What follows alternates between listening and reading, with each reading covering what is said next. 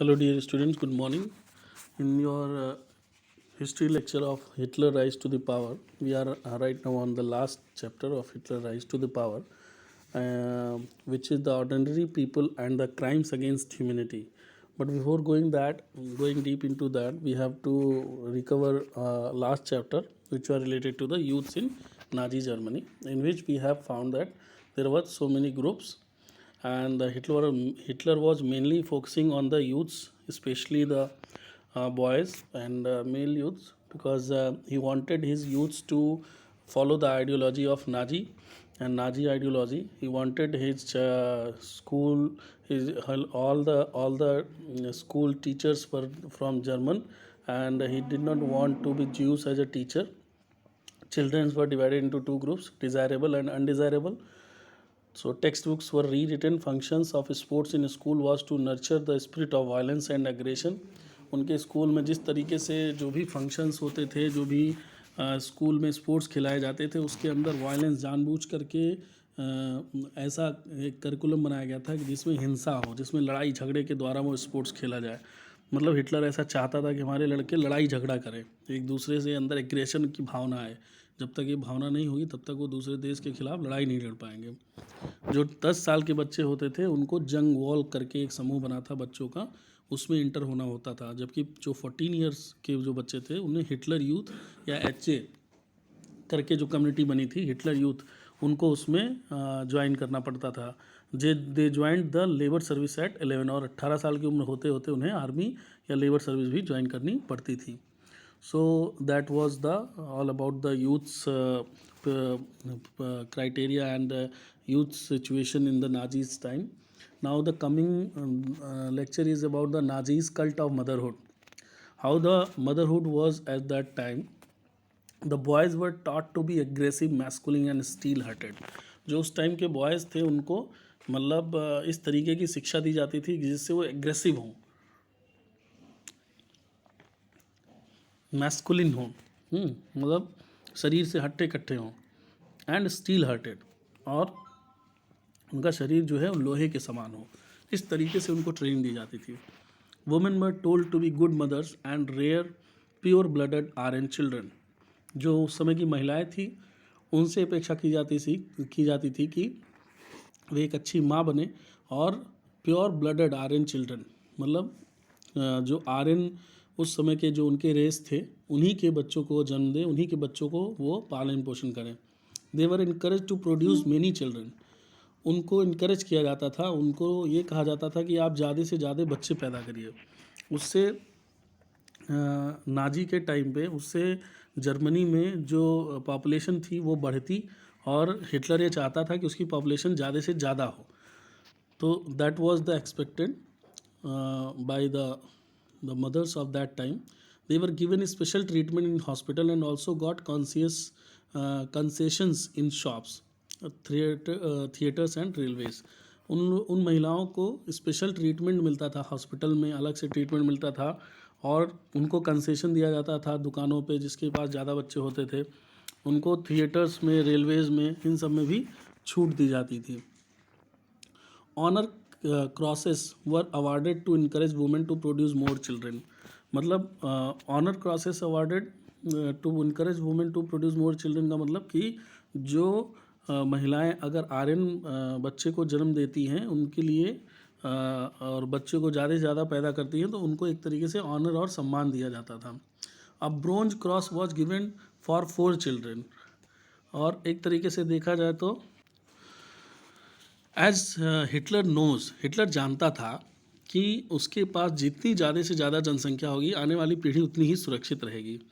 तो आज के ज़माने से इसको कंपेयर ना करें. At that time that was needed. अब ब्रोंज क्रॉस, कांस्य पदक मिलता था ऐसे लोगों को, ब्रोंज क्रॉस जिसके पास 4 बच्चे होते थे. सिल्वर उसको मिलता था जिसके पास 6 होते थे, और गोल्डन उसको मिलता था जिसको 8 या 8 से ज़्यादा बच्चे होते थे.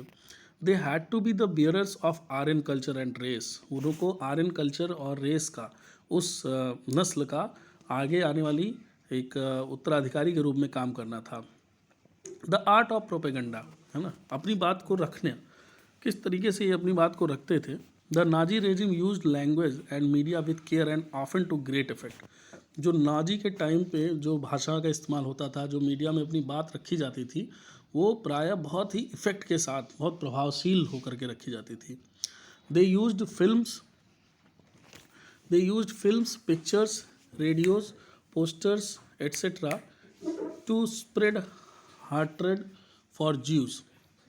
दे यूज्ड फिल्म्स, वो फिल्म का इस्तेमाल करते थे, पिक्चर्स का इस्तेमाल करते थे, रेडियो का इस्तेमाल करते थे, पोस्टर बैनर का इस्तेमाल करते थे, जिससे कि वो ज्यूज़ के प्रति घृणा भावना वहाँ के लोगों में पैदा कर पाए।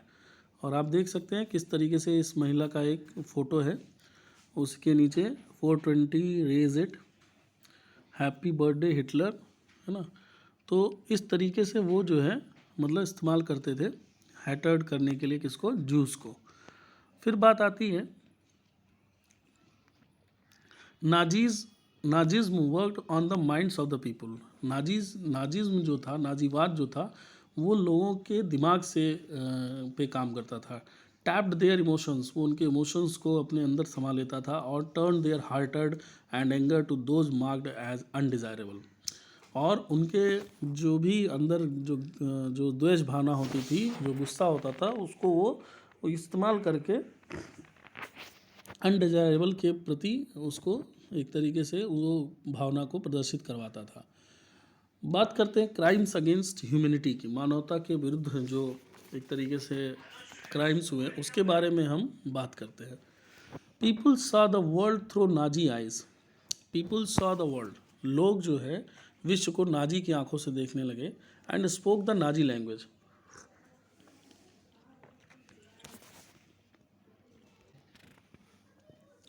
यानी नाजी आंखों से, यानी देखने का मतलब जो सबके अंदर नाजिज्म समा गया था। At times even the Jews began to believe in the Nazi stereotypes about them.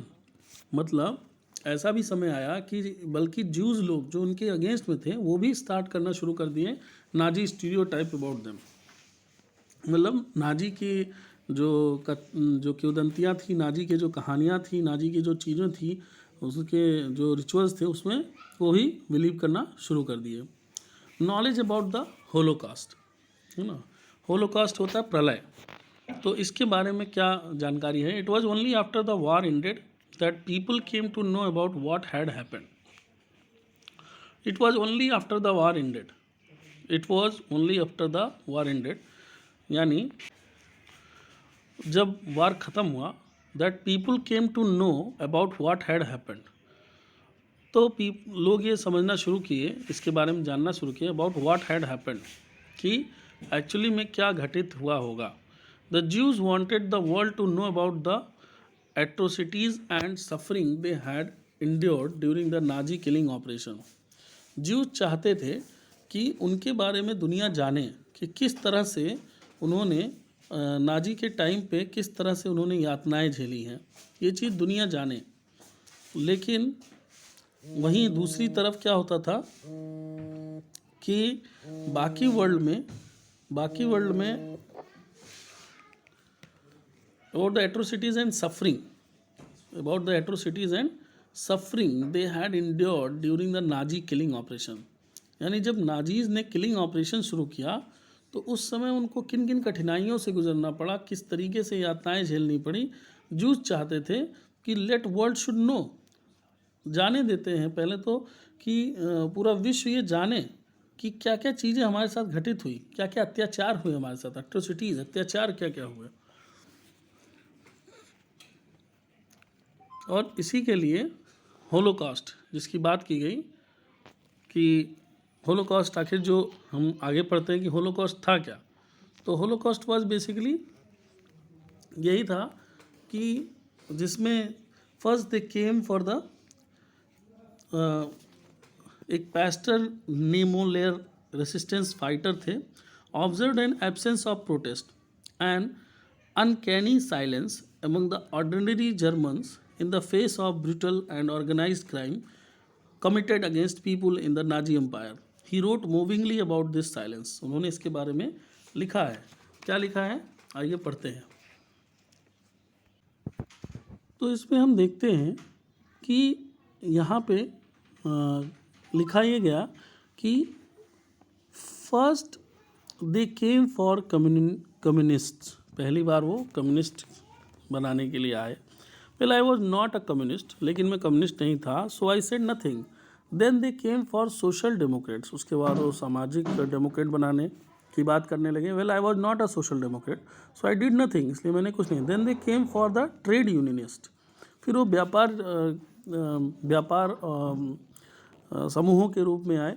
फिर मैं भी कोई ट्रेड यूनियनिस्ट था नहीं, तो इसलिए then they came for the Jews, और उसके बाद वो ज्यूज़ के लिए आए. But I was not a Jew, so I did little, लेकिन मैं ज्यू नहीं था, फिर भी मैंने थोड़ा कुछ किया. Then when they came for me, और लास्ट में जब वो मेरे पास आए, there was no one left who could stand up for me, और इस समय कोई ऐसा नहीं था जो मेरे लिए खड़ा हो सके. ये बातें जो है उस समय जो एक राइटर थे पैस्टर न्यूमोलेयर, उन्होंने, फाइटर भी थे वो, तो ये बातें जब object and protest and he wrote movingly, उन्होंने ये चीज़ें लिखी, तो तब ये समझ में आया कि कितना भयावह होता है, कितना कठिन होता है वो समय. उसके बाद हम देखें कि किस तरह से इन्होंने अत्याचार किए थे. What Jews felt in Nazi Germany, Nazi Germany ने जूस ने क्या चीज़ें महसूस की थी, हम उसकी बात अगर करें तो what Jews felt in the Nazi Germany is a different story all together. Charlotte Beradt secretly recorded people's dreams in her diary, उन्होंने लोगों के जो डरे हुए जो सपने हैं वो अपने डायरी में रिकॉर्ड किया. And later published them in highly disconcerting book called the Third Reich of Dreams, उन्होंने अपने बुक में इसको प्रस्तुत किया. She describes how Jews themselves began believing in the Nazi stereotype about them, उन्होंने डिस्क्राइब किया कि किस तरह से ज्यूज अपने आप में ये मतलब शुरू कर दिए बिलीव करना एक तरीके से कि हाउ ज्यूज देमसेल्फ, किस तरह से ज्यूज अपने आप में उनको रूप दे रहे थे, एक खराब धारणा बना रहे थे, stereotype. Themselves began believing in the Nazi stereotype about them. They dreamed of their hooked noses, वो उनके बारे में बनाए थे कि जो नाजीज़ हैं वो जो है उनके नुकीले नाक होंगे. Themselves began believing.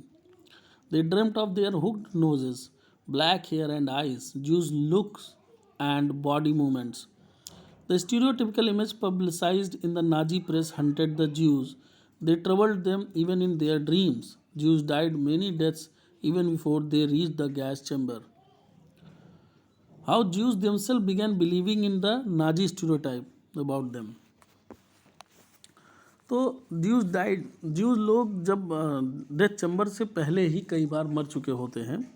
Many deaths even before they reach the gas chamber. Knowledge about the Holocaust, जब बात आती है होलोकॉस्ट की, so information about Nazi practices had trickled out of Germany during the last year of the regime, but it was only after the war ended and Germany was defeated that the world came to realize the horrors of what had happened. जो Nazi practice जो चल रही थी उस समय, information about Nazi practice had trickled out of Germany during the last year of regime. It was the only after the war, ये सिर्फ war के बाद ही ख़त्म हो पाएगा. And Germany was defeated that the world came to realise the horror of what had happened. ये हारने के बाद जर्मनी का जो हॉरर था वो इसके हारने के बाद चीज़ें समझ में आती हैं कि कितना भयावह था जब तक उसका शासन चला. While the Germans were preoccupied with their own plight as a defeated nation emerging out of rubble, the Jews wanted the world to remember the atrocities and suffering they had endured during the Nazi killing operation. Jews चाहते थे कि विश्व इस चीज़ को जाने, इस चीज़ को विश्व समझे कि किस तरह से नाजी लोगों ने किस तरह से उसके ऊपर अत्याचार किए थे। And also called the Holocaust, और उसको प्रलय कहा उसने। At its height a ghetto inhabitant had said to another that he wanted to outlive the war just to half an hour. Presumably, he meant that he wanted to be able to tell the world about what had happened in Nazi Germany. वो चाहता था कि किस तरह से वो बता सके कि नाजी जर्मनी में क्या हुआ। This indomitable spirit to bear witness and preserve the document can be seen in many ghetto and camp inhabitants who wrote diaries, kept notebooks and created archives.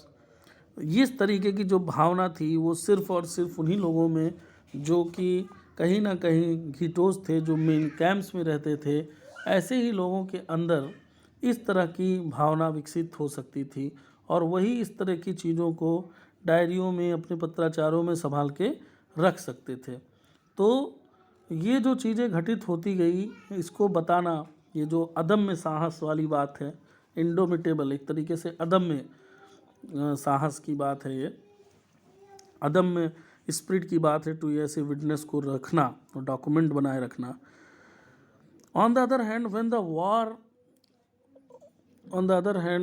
War seemed to be happened, war seemed lost.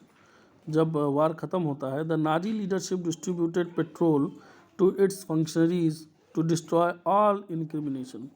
तो Nazi leadership ने क्या किया, petrol बांट दिया सबको।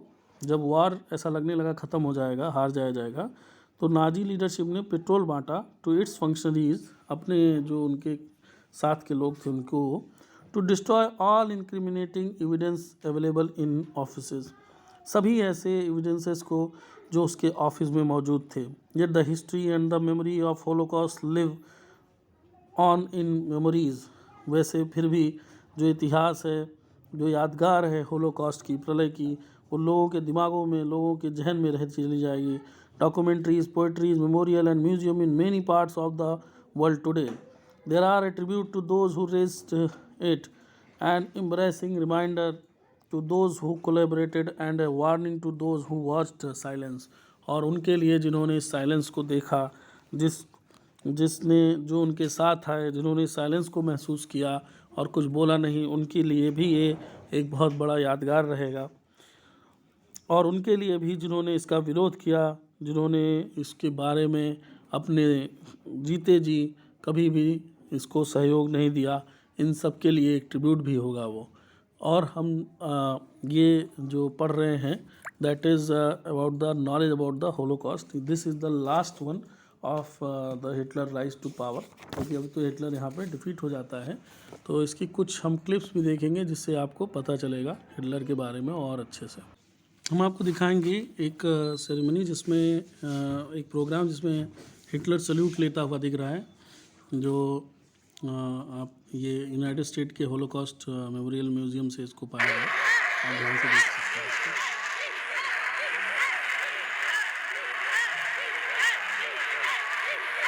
Cult of mother Hitler, Mussolini the Italian fascist began, Roman salute, Nazis adopted the gesture and gave it to the German cavalry, which is Nazi ने Mussolini से लिया। It became mandatory in many situations. हाथ ऐसे उठाने का ये लगभग हर situation में, फ्यूनरल में, ग्रीटिंग्स में, Hitler spoke to the radio people listening, street stopped and salute, लोग रास्ते में रुक के सल्यूट किया।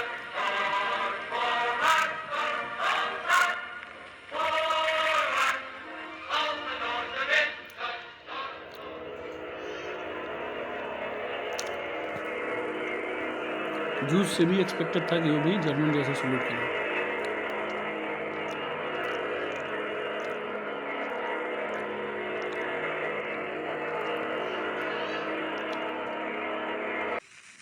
इसमें आप देख सकते हैं कि किस तरह से मोबिलाइज करता था, किस तरह से हिटलर अपने स्पीच में। This is the real live footage of Hitler, यही असली हिटलर यही है।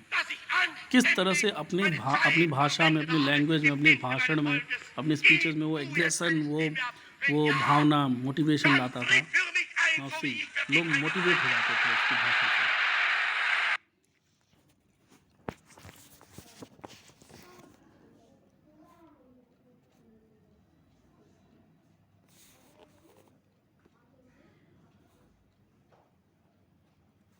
After their defeat in World War I, the fiercely proud German people are utterly humiliated. After their defeat, people are utterly humiliated. The punishing terms of the Treaty of Versailles. This is the live rub footage of salt Hitler. in the wound. देख सकते हैं आप। The global industrial power is limited to an army of only 100,000 men and loses territory.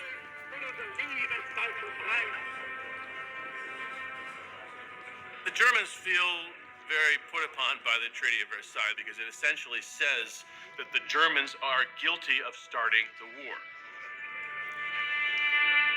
There's no question that most Germans felt outraged by the provisions of the Treaty of the First World War. And The territorial losses are quite significant. They lose territory in the east to the Poles and to the Czechs, and they're forced to demilitarize the Rhineland, so they can't use it as a launch pad for a renewed invasion of Belgium and France. Back what has been lost. This is the Adolf swastika. Hitler and his This Nazi is the logo of party their start to build a Nazis. mass following. The German people see him as a savior, the man to restore their once great nation. there was a feeling in Germany that most Germans felt when the Versailles Treaty was passed that the provisions were unnecessarily draconian, both the loss I of hope you could territory be and also understanding these massive what he is war telling, that reparations. German people And have what a the feeling. Versailles उनके Treaty pass did, एक in effect, feeling है is जब blame Versailles treaty Germany वो for the First World pass War, कर लेगा तो whereas उनके many अंदर Germans felt मोटिवेशन that आ actually गया they were no कि वो more कुछ भी कर responsible सकते than हैं. any of the other countries, and so this rankled. Now see again the angerness.